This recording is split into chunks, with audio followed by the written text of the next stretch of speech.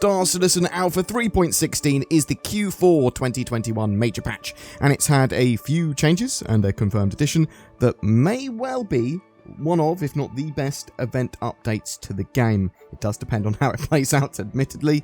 Let's take a look at those changes, what 3.16 is confirmed to contain now, and when we're likely to get it. So Cloud Imperium have committed and confirmed some features for the patch now. There has apparently been a tech breakthrough for Gravlev and how they handle it in game, so your hoverbikes and the like, they're now going to behave better on planets, and yeah, they'll be seeing improvements. Cloud Imperium have said a significant rework of the flight and driving model for Gravlev vehicles when hovering has been done.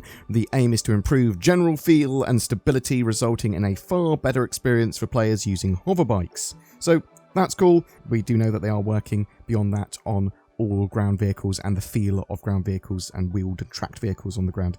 JumpTown version 2 is something that I am massively excited for. So JumpTown version 2 is a new dynamic event inspired by the historic events of JumpTown, although that was emergent gameplay, and this is much more sort of focused on trying to recapture that, so a little bit of a departure there. This new event features both lawful and unlawful mission paths, and as I understand it, it basically has an outpost location in-game that is then announced to the server, and then that outpost starts producing very valuable, potentially illegal goods for free for a period of time. And then players will be encouraged to fight over that because they want to get their hands on those goods and make the monies from them. So lawful players might be turning those goods into law enforcement or destroying them. It is supposed to be able to be happening in different locations for different lengths of time with different commodities, and that should actually make it more interesting, but everyone should know about it on the server. I believe it will be sort of announced. So yeah, hotspots, encouraging players to have a bit of conflict in an area, but it's literally going to be based on, does the community enjoy it and play it and actually do it? Because otherwise you have this sort of like, oh, it's like JumpTown. Well, yeah, but JumpTown was sort of just jumped on by the players and it was emergent gameplay. This is a much more focused gameplay loop or set of missions or whatever that they're trying to push as something similar. And yeah, it does sound similar, but we'll have to wait and see. Area 18 is getting its hospital with all of the features that you would expect to see at other hospitals like New Babbage and Orison. We've got derelict spaceships that are being expanded for more and new types of points of interest around planets, and I believe also in space, with sort of activities and puzzles for traversal and some types of reward for resolving said activity. So this should encourage players to explore and search an area and be more inclined to visit points of interest when they see them, add more points of interest around planets, and, you know, loot boxes. Oh, go and have a look at loot boxes. Laser trip mines will also be part of this. Eventually, they'll be available for players to use, but in this release, they're going to be used as traps. You can blow them up or throw things through them to set lasers off. Mining gadgets will also be available to buy and deploy on minables via EVA, so you will actually need to get out of your ship to place these down, but they are meant to aid you with your vehicular mining.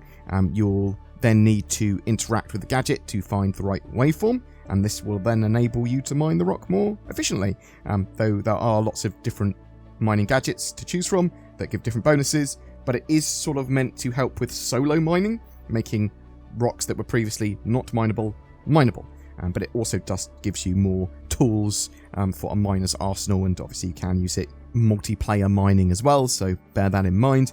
Arena Commander is seeing some updates too, and in a similar way to how they treated Broken Moon, they're updating Dying Star by increasing its overall size and adding more playable areas there, more cover options, and new space assets. Actually quite looking forward to that. We are going to see some more Arena Commander and Vanna Swarm updates later next year. There is one last feature on the roadmap release view that isn't locked in yet for 3.16, but it still is likely to turn up, and that is DNA head texture updates, so implementing art updates for DNA archetype heads that will improve the quality of all DNA heads for both players and common NPCs. This is supposed to add greater customization and better looking faces, I believe. I do think it's quite likely to be in 3.16, as I said. There are two features that have slipped from the patch though, and actually it's what I expected and talked about in my last video on this.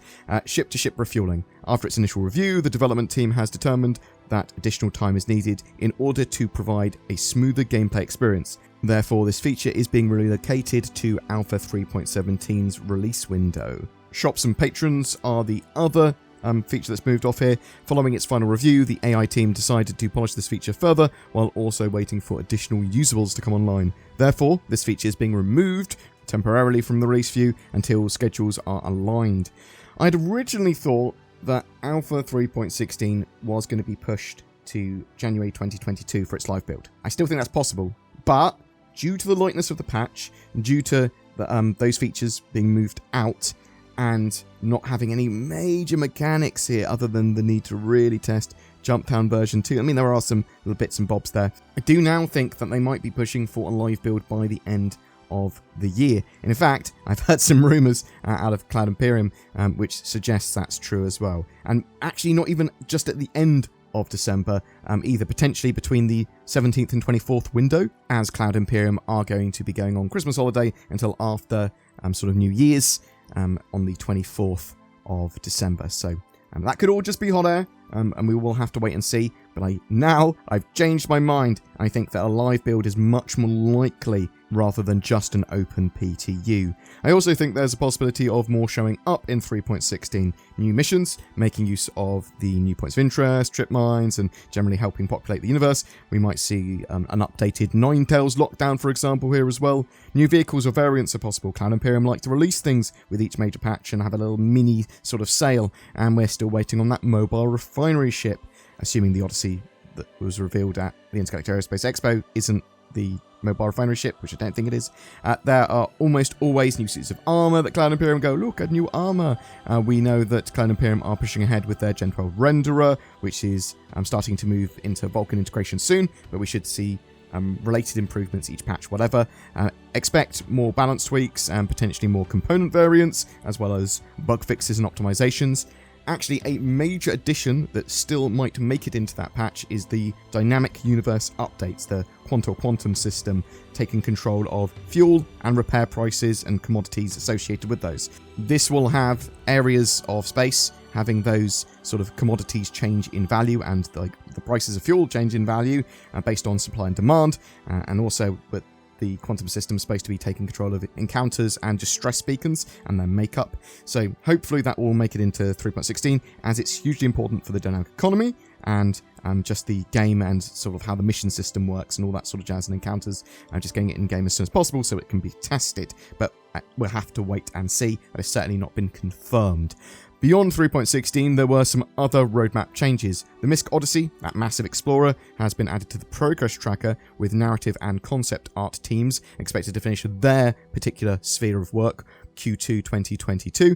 After that, the rest of its development is yet unknown. I'm keenly awaiting a Q&A on the ship to see how it's actually supposed to stack up properly against the Carrack. The Liberator Versatile Transporter has also been added to the progress tracker, with similar work already being completed. So it seems that was completed in October. Again, there's no indication of when the next phases of its work will start, though. Boom! That's it for your roadmap update and 3.16 expectations. We do have some indication of plans for 2022 as well, with persistent hangars, salvage, selling of more of your gear to shops, ship-to-ship refueling, hacking. They're all sort of planned for Q1, Q2, and we'll talk about that in another video though. But what do you think? Are you excited for Alpha 3.16? Do you think Cloud Imperium will be able to get a live build out by the end of the year? Is the patch too light on content, or does it have enough to wet your whistle? Do you think JumpTown version 2 is going to be a success? Are you looking forward to that? Are you expecting anything else to turn up in the patch? Whatever your thoughts, I'd love to hear from you in the comments below. Ho ho ho, I'm a fat man with a beard, and I'm gonna sneak down your chimney and give you NordVPN. That's right, I'm BoredGamer. I am that fat man with a beard. And it's Nordmas. So what do you want in your stocking for Nordmas, little Timmy? I want NordVPN, with its useful security, privacy, and locational spoofing features. I also want a racing car set. Of course you do, but as I'm not sponsored by Racing Car Set, maybe you should shut your little mouth, Tim.